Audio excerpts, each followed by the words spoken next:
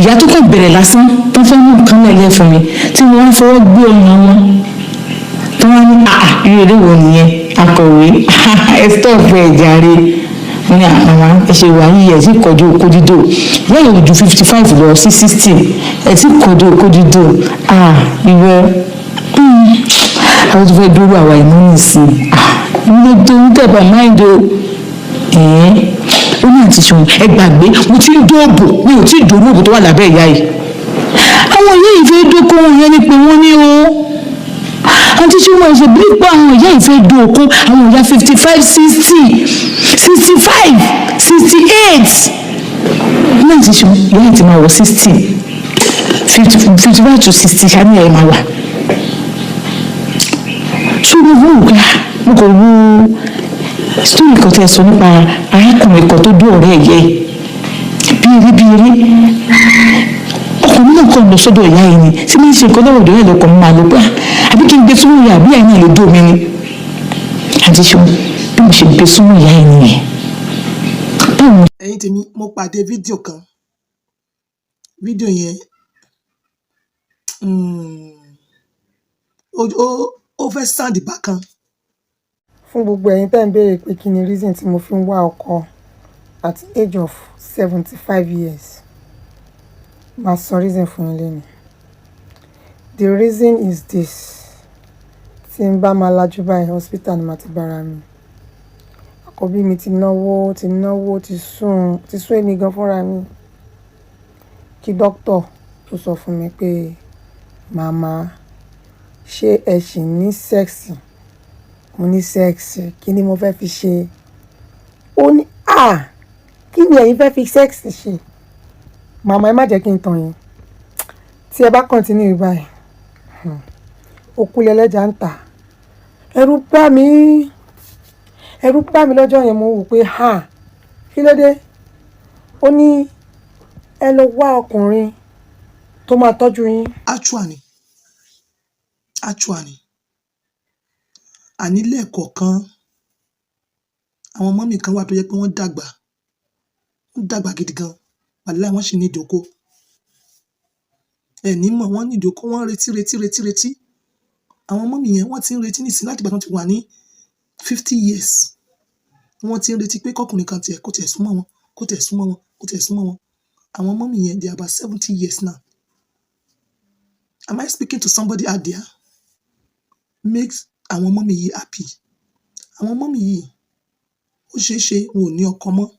Àwọn ọmọ mi tí mo sọ yìí wọn ò ní ọkọ mọ́. Ní ti fisabilillah, ní ti ìbẹ̀rù Ọlọ́run, ẹ wò ó ṣe fún wọn. Mo wá gbé voice sister mi yìí wá. Sister mi Ọpẹ́yẹmí Ọ̀ṣeun. Ẹ gbọ́ story náà. Wọ́n ní ọ̀rọ̀ yẹn ò lè dùn lẹ́nu mi dáadáa bíi ti arábìnrin yìí. Do you understand? Because èmi ò mọ bí wọ́n ṣe máa sọ story èèyàn, like relating somebody's story. Àfi tí bá fẹ́ fi teach. Ó ní mọ́mì máa try, ẹ jẹ́ kí n try. Ó ṣe kẹ́yìn kan ti gbọ́ fídíò yẹn. Wọ́n ní mọ́mì alálùbáríkà.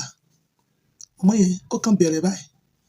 bíi pé ó fẹ́ mú nǹkan fún this guy yìí ó yọ̀ǹgì ló bá àwọn guy oníṣekúṣe yẹn náà ni àwọn ọkùnrin míì tí wọ́n bá láìkì ṣekúṣe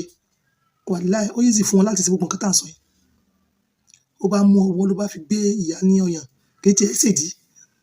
Àwọn míì tó máa ń ṣerú, mi ò kọ́ yín nìkan kúkọ o, àwọn míì tó máa ń ṣerú kan báyìí ìdí náà máa ń gbá àwọn mọ̀mọ́ yẹn lọ gbá ìyá yẹn lọ́yàn.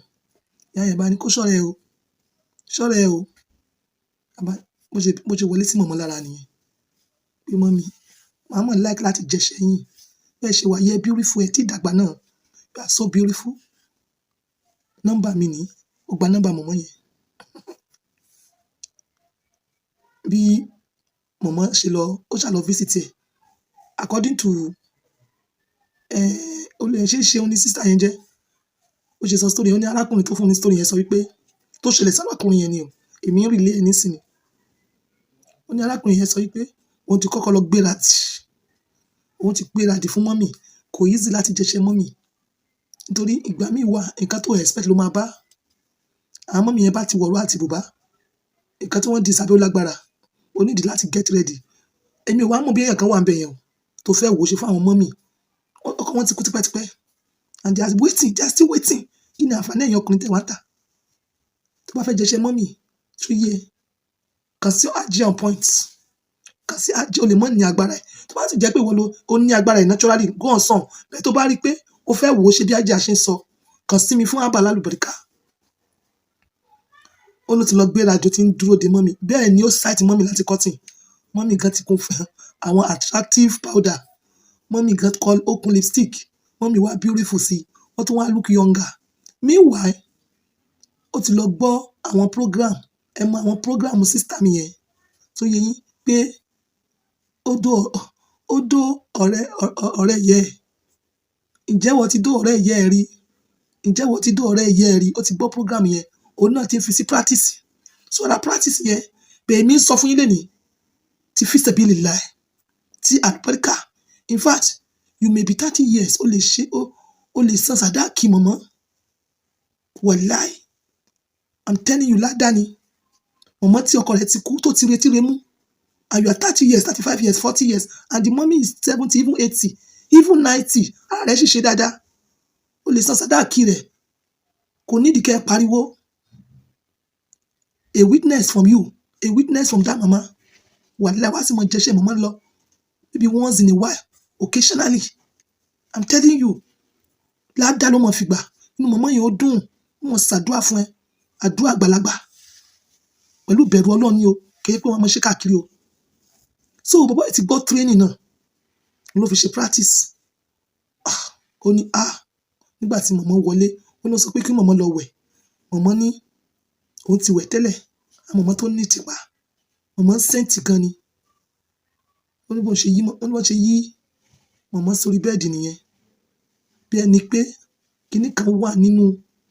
fùrọ̀ mọ̀mọ́ yìí tó ń gé jẹ ni mọ̀mọ́ sì yé àbárè èrè wérè èdè ni mọ̀mọ́ ń fọ̀ ó ní mọ̀mọ́ yẹn dá ẹ wo mọ̀mọ́ according to her because mọ̀mọ́ lè story yẹn ni 65 years ó ní mọ̀mọ́ yẹn dá òun náà dá ó ní ó dàbí ẹni pé kí lélẹ̀ ó ní èmi ò lè bá yín sọ bẹ́ẹ̀ o pé èmi ò lè because I'm not a man according to her story ó ní arákùnrin yẹn sọ pé òbò mọ̀mọ́ dùn ju ọmọdé lọ because girl yẹn ní girlfriend sorry boy yẹn bàbá yìí máa yẹn ó ní girlfriend ó wá ń compare òbò mọ̀mọ́ sí ti girl tó jẹ́ pé ojoojúmọ́ ni wọ́n bá sùn mọ̀mọ́ tó jẹ́ pé ó ti rí ọkùnrin tipẹ́ kò sí ní mọ̀ ṣá okó jẹ ó máa ṣá okó jẹ ni àwọn máa ṣàjẹ ọmọ ní mọ̀mọ́ yẹn gbádùn ẹnu rẹ̀ dùn ó ní orúkọ mọ̀mọ́ yẹn ti táyà ó wá ní kí mọ̀mọ́ jẹun náà ó ní mọ̀mọ́ yẹn sọ pé oúnjẹ yẹn ó máa gbé lọlé ni wọ́n ní rárá pé kí mọ̀mọ́ yẹn jẹun yẹn èyí tó máa bù lọlé ó máa bù dání ó ní àdáwọ́sá tí mọ̀mọ́ yẹn tún gbà fún ó tún ṣe lẹ́ẹ̀kejì níbi sitting room mọ̀mọ́ yẹn di center table dání ni wọ́n kó fún mọ̀mọ́ látẹ̀yìn ìdí yẹn ti papas ló ń bounce láti jọ ọjọ́ yìí èmi ò wá sọ fún yín pé ká ẹ ṣe ti ranù ẹ ṣe ti bẹ̀rù Ọlọ́run ẹ ṣe ti fisabilillah ẹ ṣe ti sàdáàkì láì sérò púpọ̀ ó lè jẹ́ witness méjì àbí mẹ́rin Ọlọ́run ti fàṣẹ sí nìyẹn àwọn ọmọ tó kọ wọn ti kú tipẹ́ they are still waiting èmi kánsílọ̀ lọ́kọ láya mo sọ bẹ́ẹ̀ fún yín they are still waiting tó o bá rí energy rẹ̀ tó yẹ pé on point fún Abba Alálùbáríkà owó ló máa san o you understand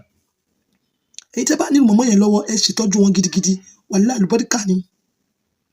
nítorí pé arákùnrin yìí ó ti gbádùn mọ̀mọ́ yẹn ó tún wá bọ́ sí ìyẹn ni mi láìkì oníranù nìyẹn olóṣì ọkùnrin yẹn tí bá ní kó mọ òwò ṣe fáwọn mọ̀mọ́ kì í ṣe pé kó mọ sí káàkiri fẹ́ kó bá mọ̀mọ́ yìí ni wọ́n tún wá rí mọ̀mọ́ kan tó ń gbálẹ̀ mọ̀mọ́ yẹn náà ti dàgbà wọ́n tó bá nìkan tó mọ̀ fi ṣèdí ó làlá kúkú làlá wọ́n ní bó ṣe fi sáà pé mọ̀mọ́ yẹn kú mọ́ nìyẹn ó ṣe wọlé sí ìyá ìlara nìyẹn mo fẹ́ mọ wọ́n yìí waste time wọ́n máa sọ directly ni mo fẹ́ mọ dóyin ọmọ ní kí ni ó wò mí dáadáa ni mo mọ̀ ti dàgbà ní kí ló wà ń bẹ àìmọye irú yín tá ti jẹ ó lè tó bẹ̀rẹ̀ sí ní dún mọ̀mọ́ àfọlẹ̀ nìyẹn ìyẹn ò dáa ó dún mọ̀mọ́ àfọlẹ̀ títí tí gẹ́ẹ̀ gangan ti wá ká wọn mọ́ ẹ tèmi gbogbo lè ta sọ ẹ̀kọ́ ni ṣóyè yín ẹ̀kọ́ in the sense that mi ò ní kẹ́ mọ́ ṣe káàkiri as counsellor lọ́kọ láya tó bá rí mọ̀mọ́ kan ó lè ṣe wúlò fún un àmọ́ kó mọ̀ ó lè ṣe wúlò fún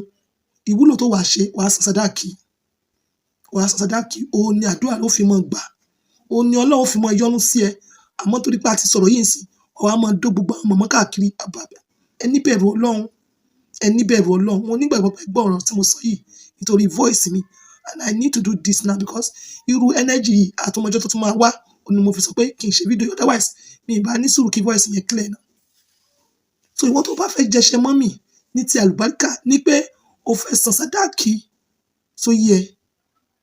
yes àwọn mọ́mì wò yẹn wọ́n wà ládùúgbò ó wà ní agbègbè rẹ ó sì ní àwọn few mummies náà lọ́wọ́ so yẹ ní ti àlùbáríkà o kì í ṣe pé máa dó ìmọ̀ kan máa dó mọ̀mọ́ onímọ̀mọ́ kó má lọ fún mọ̀mọ́ ní àrùn kògbóògùn ní later age ọ̀pọ̀lọpọ̀ yín mọ bí wọ́n ṣe ń lo rọ́bà dáàbòbò imagine that boy Èkìtì University of Ọ̀yẹ́ ó ṣe ìbálòpọ̀ pẹ̀lú obìnrin tàbí rẹ̀ ń jó ṣùṣù bẹ́ẹ̀ láì lo rọ́bà dáàbòbò ọ̀rọ̀ mi ò jù báyìí lọ lẹ́ni ẹ wò ó ṣe fáwọn ọmọ mi this is Ajah on Point by 2 always using my words to help others bye for now.